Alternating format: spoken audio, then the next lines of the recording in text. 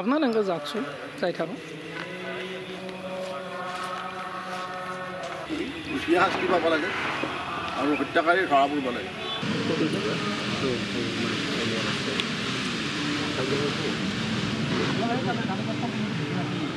অসমৰ সংস্কৃতি জগতৰ পুৰোধা অসমীয়া সাহিত্য সংস্কৃতি আৰু অসমৰ প্ৰতিজন অসমীয়াৰ প্ৰাণস্পন্দন স্বৰূপ যাক যুৱকসকলে সাৰ্থ বুলি কয় জুবিন গাৰ্গদেৱৰ যি ছিংগাপুৰৰ ৰহস্যজনক মৃত্যু এই মৃত্যুৰ এটা ন্যায়িক তদন্ত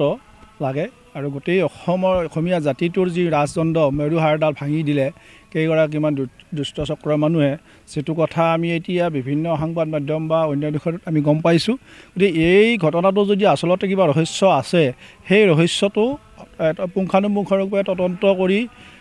সমাজত উপস্থাপন কৰিব লাগে আৰু এনেধৰণৰ ঘটনা যদি ভৱিষ্যতে নহয় তাৰ বাবে আমি শ্ৰীমন্ত শংকৰদেৱ সংঘ দৰং জিলা শাখাই আজি জিলা শাখাৰ তৰফৰ পৰা এখন আৰু আমাৰ আঞ্চলিকবিলাকৰ পৰা একোখনকৈ আবেদন আমি দৰং জিলাৰ আৰক্ষী অধীক্ষক মহোদয়লৈ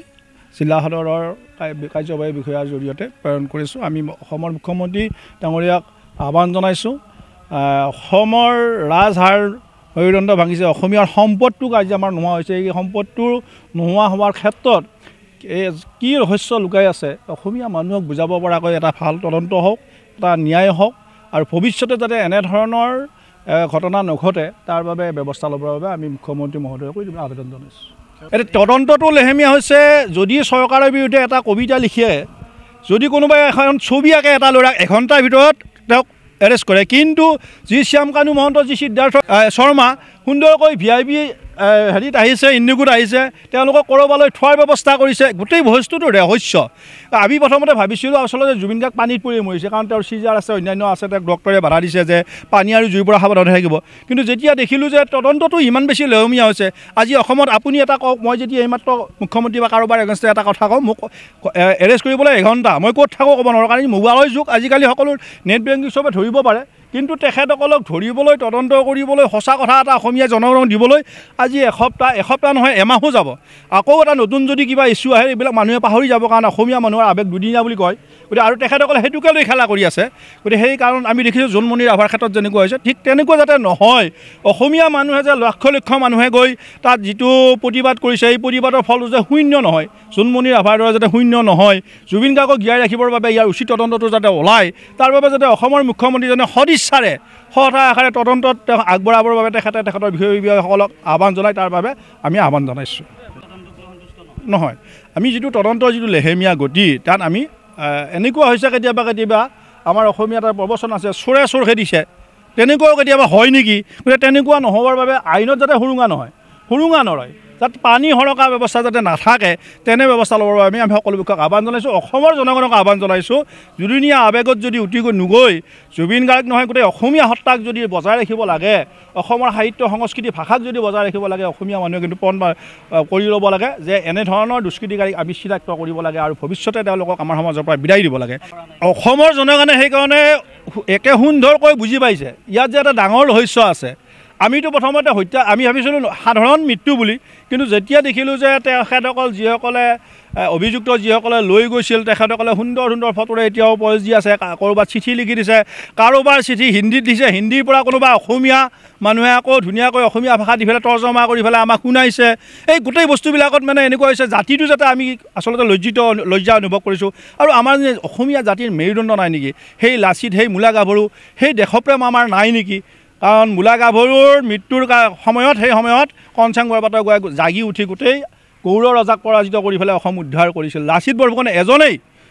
নৰিয়া গাৰে যুদ্ধ কৰি পেলাই অসম উদ্ধাৰ কৰিছিল আজিৰ তাৰিখত আমাৰ যিখিনি সম্পদ আছে ভাষা গ'ল আমাৰ সাহিত্য সংস্কৃতি গ'ল এইবিলাক খেতিপথাৰ গ'ল বুলি মেডিকেলো গ'ল বুলি আমাৰ মুখ্যমন্ত্ৰী মহোদয়ে কৈছে আমি যদি এনেকুৱা সৰুপালি ব্যৱস্থা লওঁ আমাৰ যদি আইন ব্যৱস্থা এনেকুৱা সৰুপালি ব্যৱস্থা লয় তেতিয়াহ'লে আমি আজি তাৰিখত অসম বুলি অসমীয়া বুলি ডাঙৰকৈ কৈ থাকিলে আমি বাচি থাকিব নোৱাৰিম তাৰ বাবে আমি সকলো পক্ষক আহ্বান জনাইছোঁ দেশৰ যুৱ চামক জুবিনৰ যিসকল অনুগামী আছে যিসকলে প্ৰাণ দিবলৈ কৰে চৰকাৰৰ প্ৰশাসনীয় বিষয়বিলাক বুদ্ধিজীৱীসকল সকলোৱে আহি লৈ যাতে এটা আমাৰ ঐক্যমতত উপস্থিত হৈ এই যিটো তদন্তটো সলাব লাগে যিকেইজন দুষ্কৃতিকাৰী আছে তেখেতসকল ধৰা পৰিব লাগে তদন্ত যদি লেহেমীয়া নহয় আমি অসমৰ জনগণক ইতিমধ্যে আহ্বান জনাইছোঁ আকৌ আমি ন্যায়িক ব্যৱস্থা লৈ আমাৰ বিশ্বাস আছে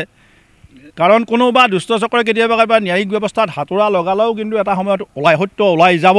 গতিকে আমি ভাবিছোঁ আকৌ আমি পৰৱৰ্তী পৰ্যায়ত এনেধৰণৰ দৰকাৰ হ'লে আমি আকৌ গণতান্ত্ৰিকভাৱে প্ৰতিবাদ কৰিম যে ন্যায় ব্যৱস্থাটো শুদ্ধ হ'ব লাগে। তেনে ব্যৱস্থা নাই। আমি যিহেতুকে আমি গোটেই সংবাদ মাধ্যমতে দেখিছোঁ, আমি এই বিষয়ৰ কোনো ধৰণৰ একো দেখা নাই। গতিকে সেইবিলাক বস্তু কেনেধৰণৰ কি হয় আমি জনাই, কিন্তু যে গোটেই ঘটনাটো যে এটা ৰহস্য আছে,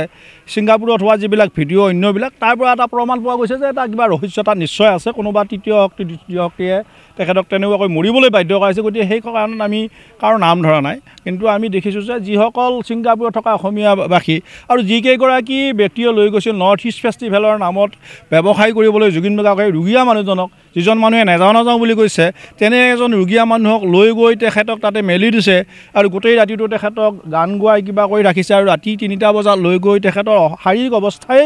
যাৰ নাই তেনে ক্ষেত্ৰত তেখেতক পানীত নামিবলৈ বাধ্য কৰা যিবিলাক ভিডিঅ' ওলাইছে, আমি তাত দেখিছোঁ যে তাত থকা সকলোকেইজনেই ষড়যন্ত্ৰকাৰী।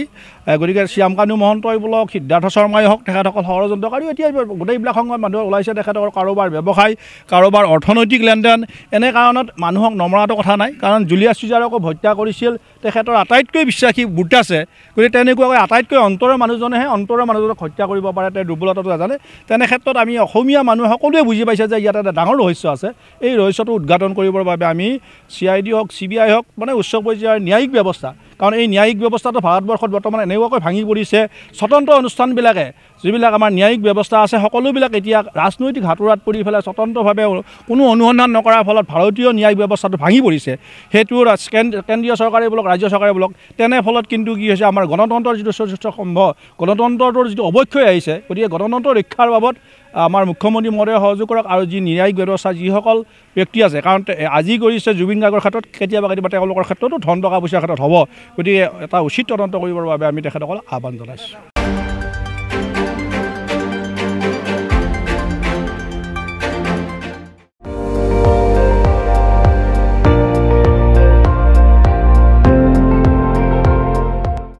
আপুনি চাই আছে ND24,